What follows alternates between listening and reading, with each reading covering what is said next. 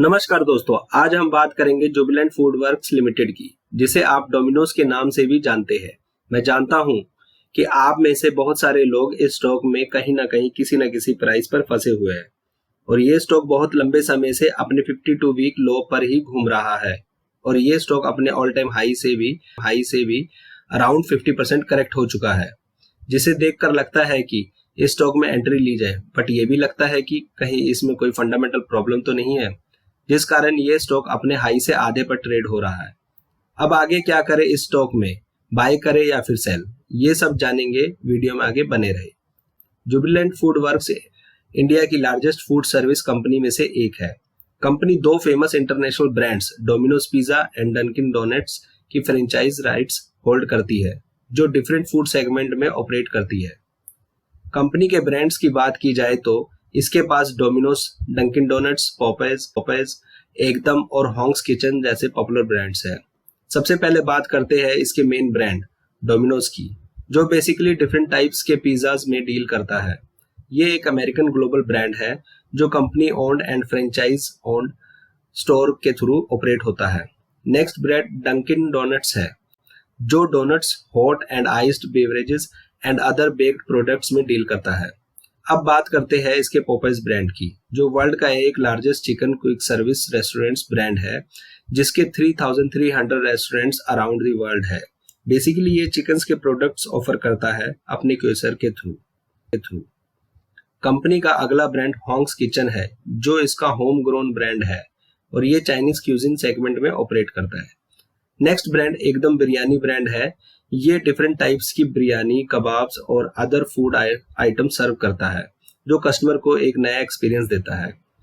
अब बात करते हैं इसके स्टोर्स नेटवर्क की। डोमिनोज अपने स्टोर्स को कंटिन्यूस एक्सपेंड करता जा रहा है और लास्ट ईयर इंडिया में इसने 249 स्टोर्स ऐड किए हैं और करंटली इसके स्टोर्स 1816 हो चुके हैं, जो 56 न्यू सिटीज में ओपन होने के साथ अब 393 सिटीज में ऑपरेट हो रहे हैं, जिससे डोमिनोज की प्रेजेंस अब मैक्सिमम सिटीज में बढ़ती जा रही है।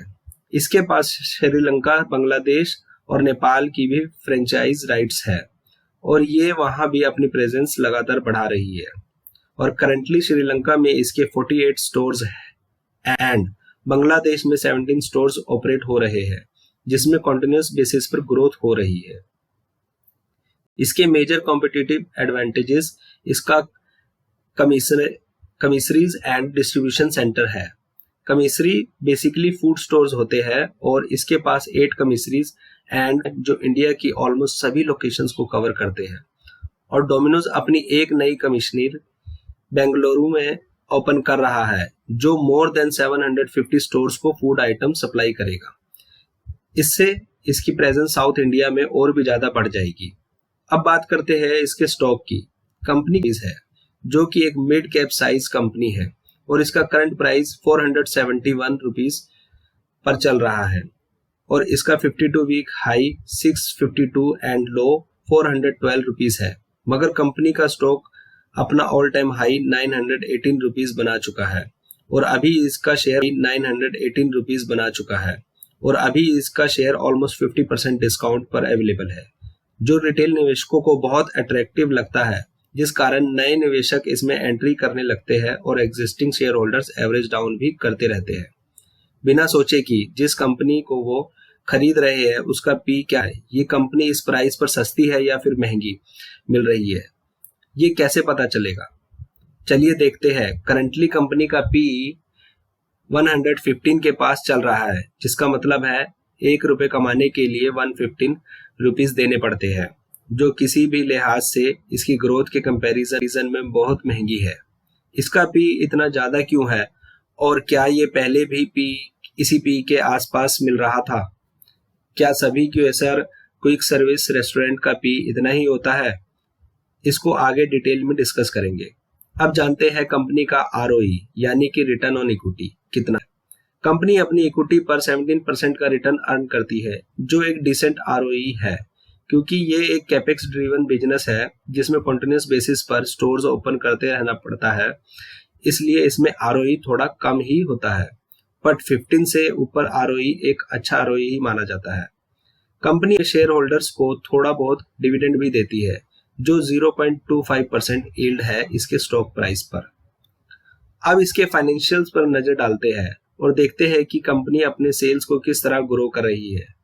कंपनी की ईयर वाइज सेल बहुत ही नॉमिनल ग्रोथ के साथ बढ़ रही है। ईयर 2019 में 3,563 करोड़ रुपीस की सेल्स थी, जो 221 में कोविड-19 पैंडेमिक के कारण गिरकर 3,312 करोड़ रुपीस पर पहुंच गई थी। फिर कंपनी ने अगेन अपनी सेल्स को ग्रो किया और 2023 में एक मैसिव जंप के साथ 5,158 करोड़ रुपीस पर पहुंचा। वही क्वार्टर वाइज सेल्स की बात करें तो कंपनी की सेल्स जून 22 में 1,255 करोड़ रुपीस थी। अगर मार्च 2023 को छोड़ दिया जाए तो कंपनी अपनी सेल्स को कंटिन्यूस ग्रो कर रही है और जून 23 में जो 1,335 करोड़ रुपीस पर फ्रंट्स पर देखे तो कंपनी का प्रॉफिट पहले 2019 में 318 करोड़ रुपीस था, जो 2021 तक डाउन होता चला गया और 2021 में 231 करोड़ रुपीस पर पहुंच गया था। फिर कंपनी के प्रॉफिट्स 2022 में मैसिव जंप के साथ बढ़ गए थे। कंपनी के प्रॉफिट्स 2022 में मैसिव जंप के साथ बढ़ गए थे और 418 करोड़ रुपीस पर पहुंच गए थे और अब 2023 में 353 करोड़ रुपीस पर है।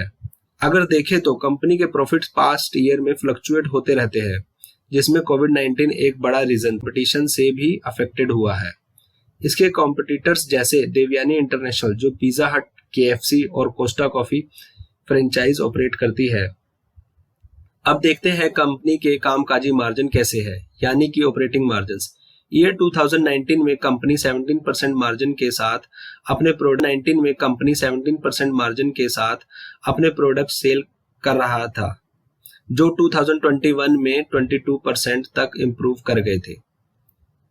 अब मैं आपको इसका प्राइस चार्ट दिखाता हूं। कंपनी का शेयर प्राइस 2020 यानी कि कोविड-19 के बाद एकदम शूट अप हो गया था और था जब कंपनी का शेयर प्राइस 2021-22 में 900 के ऊपर ट्रेड हो रहा था, क्योंकि कोविड-19 के बाद होम डिलीवरी का चलन बहुत बढ़ चुका था और लोग अपने घरों पर होम डिलीवरी मंगवाने लगे थे और जिस कारण कंपनी की सेल 2022 में बहुत ज्यादा बढ़ गई थी और इसके शेयर्स को एक वैल्यूएशन मिलने लगा था। फिर तभी 2022 में देवयानी इंटरनेशनल IPO की एंट्री हुई, जो पिज्जा हट की फ्रेंचाइज ऑपरेट करती है और इसके शेयर मार्केट में लिस्ट होने से जुबिलेंट फूडवर्क्स के शेयर को कुछ कम वैल्यूएशन मिलने लगी और इसका शेयर प्राइस कंटिन्यूस गिरने लगा और इसके शेयर प्राइस में अप डाउन लगातार होते रहे और आज ये ऑलमोस्ट 50% डिस्काउंट पर अवेलेबल है। बट हमें इसका शेयर डिस्काउंट देखकर नहीं, बल्कि इसकी वैल्यूएशन यानी कि PE और फ्यूचर ग्रोथ देखकर खरीदना चाहिए। अब आगे देखते हैं इसका price to earning PE chart. दोस्तों आप देख रहे होंगे कि कंपनी का PE 2018 में 200 के ऊपर हुआ करता था, फिर ये 2019 और 20 में 60-70 की PE पर ट्रेड होने लगा।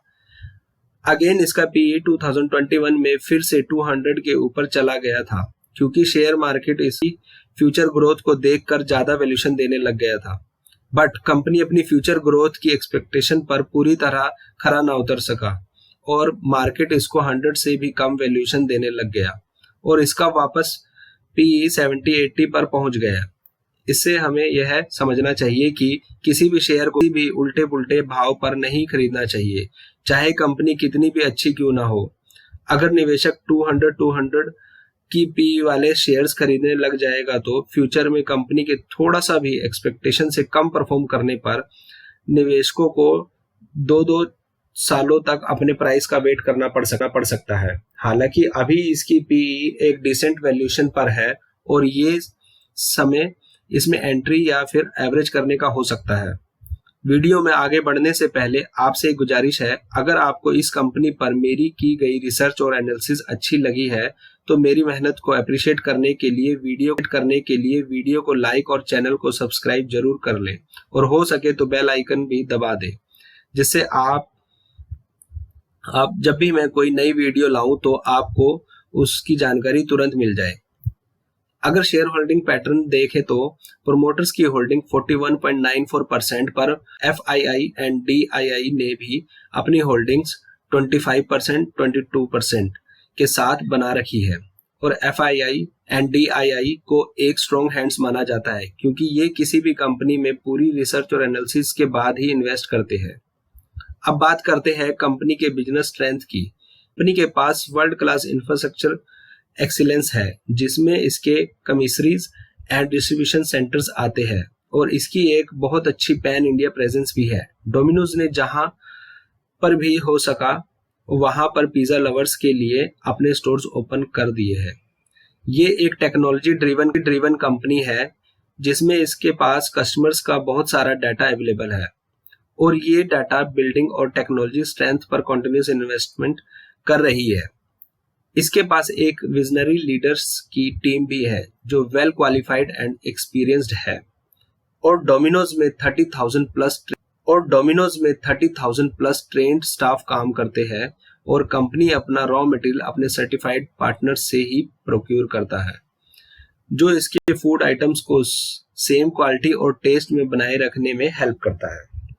कंपनी की सप्लाई चेन मैनेजमेंट बहुत ही रोबस्ट है जिसमें ये अपना वेंडर्स पार्टनर से रॉ मटेरियल प्रोक्योर करके उसे फ्रोजन चिल्ड ट्रांसपोर्टेशन के थ्रू अपने सप्लाई चेन डिस्ट्रीब्यूशन सेंटर पर पहुंचाते हैं, फिर वहां से पूरे इंडिया के सभी स्टोर्स पर अपने कस्टमर्स के लिए पहुंचा देते हैं। कंपनी की एक सस्टेनेबल ग्रोथ रखने के लिए इसके की फोकस एरिया है इसके कस्टमर्स का and markets, data and technology forward, operational excellence and finally foundation of people and culture है। कंपनी अपनी 5 पिलर स्ट्रेटजी पर काम करती है जिसमें फर्स्ट पिलर डोमिनेंट डोमिनोज है। इसमें कंपनी कंटिन्यूस अपने स्टोर्स ओपन करती जा रही है और कंपनी अपनी more than 70% delivery less than 20 minutes time में डिलीवर कर देती है और कंपनी ने नियर फ्यूचर में अपने स्टोर्स 3000 तक पहुंचाने का टारगेट रखा हुआ है जो इसके कंटिन्यूस एक्सपेंशन को देखकर लग रहा है कि ये नंबर्स कंपनी जल्द ही अचीव कर लेगी। Second pillar innovation and value focus है।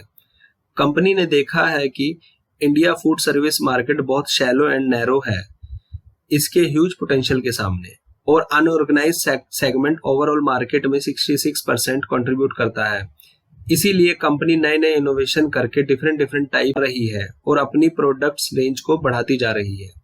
थर्ड पिलर ग्रो इंटरनेशनल है जिसके तहत ये अपने स्टोर्स को इंडिया के अलावा श्रीलंका, बांग्लादेश और नेपाल में भी बढ़ाती जा रही है। Fourth pillar building digital and data strength है। Domino's mobile app play store and app store में इंडिया की highest rated food service app है।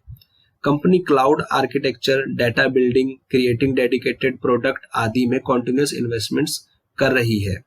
Fifth and final pillar building new brand portfolio है। कंपनी अपने multi cuisine and various categories में बहुत ज्यादा aggressive तरीके से काम कर रही है। कंपनी ने डोमिनोज और डंकिन डोनट्स के अलावा पॉपाइज ब्रांड्स की फ्रेंचाइजी भी ले रखी है जो चिकन फूड आइटम्स में डील करता है और KFC जैसे QSR चेन को एक कड़ी टक्कर दे सकता है और इस ब्रांड को तेजी से एक्सपेंड भी करता जा रहा है। और कंपनी के पास अपना खुद का ब्रांड होंग्स किचन के नाम से भी है जो चाइनीज क्यूजिन में ऑपरेट करता है और कंपनी के पास एकदम बिरयानी ब्रांड भी है जिसमें ये लगातार स्टोर्स एडिशन करते जा रहे हैं। इन सभी रीजन से Jubilant Food works company in future QSR segment में काफी ग्रो कर सकती है और जिसका फायदा इसके शेयर प्राइस में आपको दिख सकता है। अब आप जुबिलेंट फूड वर्क्स के बारे में क्या व्यू है और इसके आगे के क्या प्रोस्पेक्ट्स और अपॉर्चुनिटीज है, कमेंट सेक्शन में लिखकर जरूर बताइए। और आप ऐसी ही इन डेप्थ स्टडी और कंपनी के बारे में जानना चाहते हैं तो आप मुझे कमेंट सेक्शन में कंपनी का नाम लिखकर बता सकते हैं और मैं उस पर अपनी रिसर्च और एनालिसिस इन फ्यूचर आप